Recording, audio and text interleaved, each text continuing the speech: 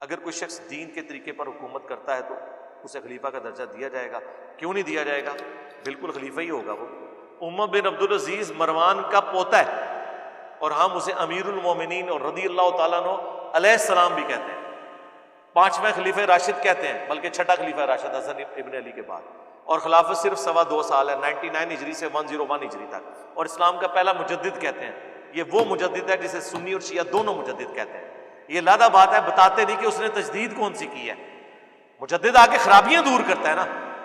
وہ گند جو صاف کیا ہے، کہتے ہیں نا انجینئر صاحب گند پہ بیٹھتے ہیں، تو عمر بن عبدالعزیز کس گند میں بیٹھ کے انہوں نے وہ گند صاف کیا تھا؟ بنو امیہ. وہ کون سی خرابی تھی؟ حکومتی خرابیاں انہوں نے دور کی، تو وہ خلیفہ کہلاتے ہیں، خلیفہ راشد ہے. ان کا پورا نام کیا ہے؟ عمر بن عبدالعزیز بن مروان بن حکم. اور حکم وہ ہے جس کے اوپر رسول اللہ نے لعنت کی ہوئی ہے، لیکن لعنت کا حصہ عمر بن عبدالعزیز تک نہیں پہنچا. جو اکثر پوچھے ہوتے ہیں قرآن میں اللہ نے کہا جی یہودیوں پہ قیامت تک کے لیے اللہ کی ذلت اور غضب ہے.